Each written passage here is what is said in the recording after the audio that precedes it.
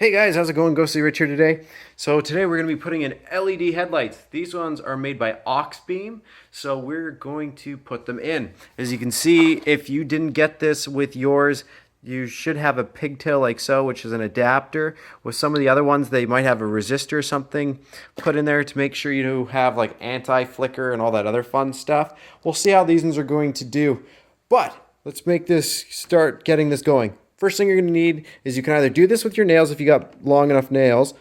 With me, I don't know if I'm going to be able to do this yet. No, they're pretty tough. So what you're going to need is you're going to need a small flat blade. Let's see what we have here. We got one right here. And you're going to take a flat blade and then you just stick the flat blade underneath and you work it up. Work it all the way around and they pop out a little bit and you should be able to just pop it out like so. Pop the whole thing out. There's one there, one here, here, and here. 6 in total. Just go along the top of the grill and quickly remove those pins. Once you get those popped out, you can just reach down here and lift up on the plastic around it, and you'll see that these just pop out like so. They literally pop themselves out when you lift the little piece of plastic around it, and it just makes it for easy removing of the grill. So after we get here, we might have to unplug our fog lights. Give me 1 second here. After you get all those up from down here, just pull. You're gonna just pull from right at the bottom like that. They're just little clips. There's your fog lights. So the fog light should be this little red disconnect right here. All right, let me show you that on this side. Sorry. So there's a little, I can't even show you on this side, but I'll move it and then I'll unplug it for you. So let's see if I can do this again. There it is. Okay, so you got this, which is a safety. You pull it back, you'll see it moves back, and then the duct tab right here, squeeze down. So if it's locked in, I don't know if I can show you, see it's like that. So you're gonna move it with your finger and then you can use the clip and it comes right off. Now take your grill and put it in a safe spot. I'm going to just put it right here. From this point, you have 4 screws. 1, 2, 3, 4. Remove those. So the screws that are used are T15, I believe. The T15 seems to be working. And I'm just undoing the rim really quickly. Because what it is there's a retaining ring. And you'll see there's little silver duct tabs that hold it on. So only remove the screws that are on the duct tab. But yeah, after you get them all 4, now you just move the light forward. And again, see this? You got a duct tab again with the safety. Pop the safety back like so and unplug the duct tab. And then, squeeze the duct tab and then you pull out. Look at that crappy original lens. They're light, if you flick them, they vibrate, but the light these things put out is garbage. Anyways, get ready and I'll show you how to set up the new one. So take a look here. We've got the heat sink right here. This is the light. This is the pigtail that comes in. This plugs into the light. This plugs into here. Super easy. This little additional right here is going to be for a halo. Now, I'm going to quickly test the light and then I'll explain the halo. As you can see, there's a halo ring on this. If yours has a halo, you have to wire it in. And I'll quickly show you if you want to wire it into your driving lights. If not, you have to wire this to a toggle switch on your dash so you can toggle it on and off when you don't want it. Take a look at that. I've got to still work with the clip on this end, but look how bright that is. That's insane. I'm going to really love that when I'm done. Yeah, the clip right now needs a little bit of work. But here, let's see if I can turn on the high beam for a sec.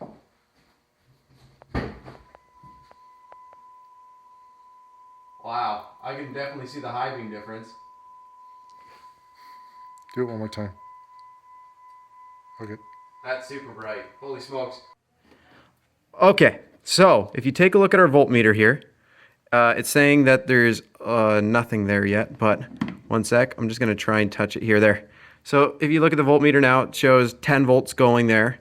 What it is that is our driving light. So if you take a look at that, that's 10. Now, if I go and flip on the high beam and I switch it to the red wire, that would mean the high beam's on. So if you only want your halos on when your high beams are on, then you would wire that little red wire that is down off the connector. Sorry, right here. That little red wire right here, you would wire that to there if you only want high beams. If you want it while you're driving around and all the time when you're driving around, you can put it there. Now let's say if you like to drive around with only your parking lights on, what you could do is if you look down where the fog light is, you could test one of these wires and it'll only come on when you flip it to the first option. So you know how with your Jeep has on the console stick, right here, parking lights only.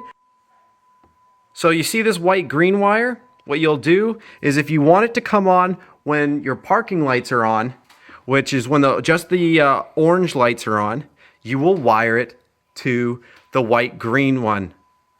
And if you wire it to the white green, then yeah, parking lights, halo comes on. During normal driving time, the halos will not be on.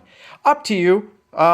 If you want it to come on with the rest of the light, I think I'm personally going to wire it to here, my parking light. The reason why is then it makes the halo stand out. I mean, then you don't have the driving light, and for everyday driving, like if you're just going to use it when it's daytime out, or if you just want to show it off to buddies, then that's where you would put it. Me, I don't need halos on top of it all. Those lights are already going to be bright as it is. So there's your options. Give me a second. I'm going to solder it onto there, and I'll show you what it looks like after. Well, guys, we want to see if it'll focus. There. Blue halo. Isn't that dope? So, if we look here how I wired it, see if it auto adjusts. Okay, good. Wire is hooked up. Remember there's that pigtail on there? I didn't have a quick disconnect. I just cut it off and I put one on. If you have a free spade, go ahead and slip it on there. But I put it there. I wrapped the wire in behind the housing here really deep and brought it down here to the fog switch. I cut open the loom. I'm going to retape the loom. It's very cheap loom, so but I put it on here. Now it's time to pull up my soldering gun, dab some solder here and dab some solder here. You could use heat shrink here, but I'm just going to use tape on this one after I solder it, and then I'll tape the loom. If you have an extra piece of loom, even if you cut a tiny bit off of here, just about that much, put the loom over top of it and tape it up. It just makes it waterproof. This is just some regular electrical wire I had lying around. If you don't have any, I'm sure you can find some easily enough. But right now, just solder that on, and then we'll just go through it and copy this to the other side. So if we take a look here, you can see I put a tape around that connector, and then it goes, and that red wire, it's now taped up. This comes down and around over here, retaped up my loom, taped it up there, taped up the tip to make sure no water gets in, and I also taped up the connector here because the safety won't close with this clip. So since it won't, I just taped it so it's not going to slip out. It's in there very tight because of the duck tail, and it's hooked on, but the safety won't slide forward. I don't know why. So rather than mess with the safety, I'm just going to leave it as is, and I'm going to go to the next side. But first I'm going to put this side back together. So for putting it back together is pretty easy. It's got notches on here for your light. So give me 1 sec and I'll show you how it all lines up. All right, so no lights at all. Parking lights, low beam, and then high beam. So there you go, that's high beam. Parking lights, low beam, off.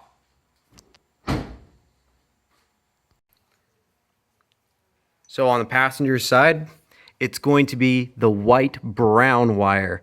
That is going to be, if you're going to wire it like I am, the white brown is going to be the parking light wire.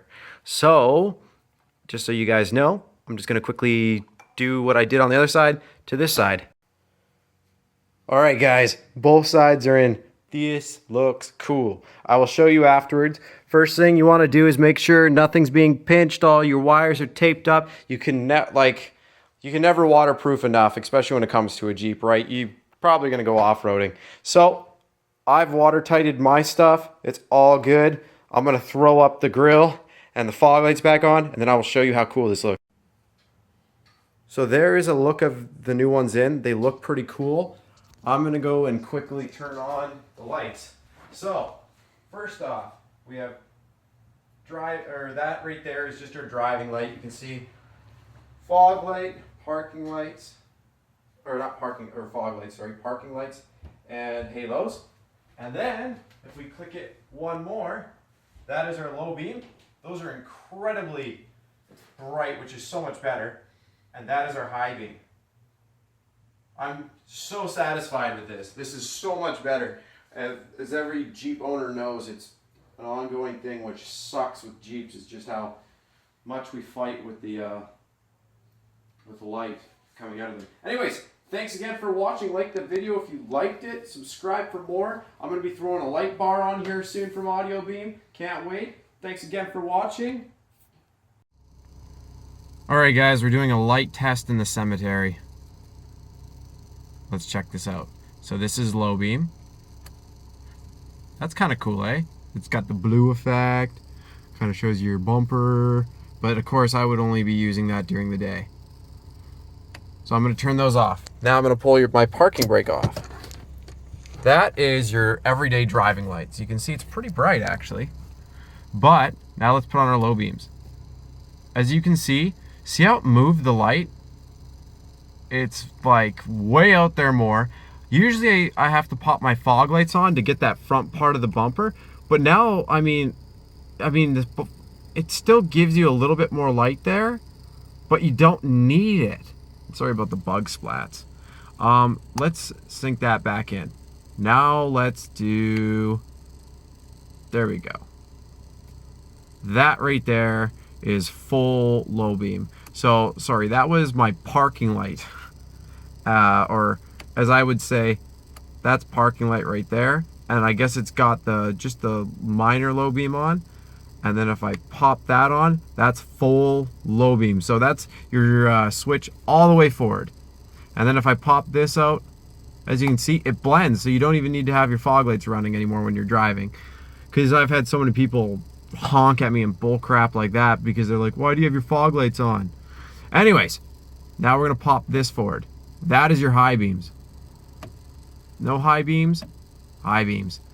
You gain like 3 more trees. I can see all the way to the end of the graveyard there. So that's pretty sweet. Anyways, I thought I'd just add that so you could see the different light ratios. And yeah. Let's go pitch black so you can see what it's really like. Now let's high beam, right from pitch black.